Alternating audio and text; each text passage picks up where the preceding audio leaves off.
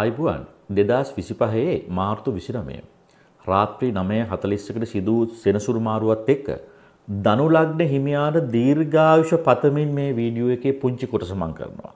මතක තියාගන්න ඔබට මේ ගෝචර ක්‍රමාන්ත එක්ක ගේදුරු ඉඩකඩම් යාහනවන් අහිමිවීම, පපුව සම්බන්ධ රෝග, ඒ කියන්නේ හෘද රෝග, ජීවිත හානි ආදී තත්ත්ව ඇති වෙනවා.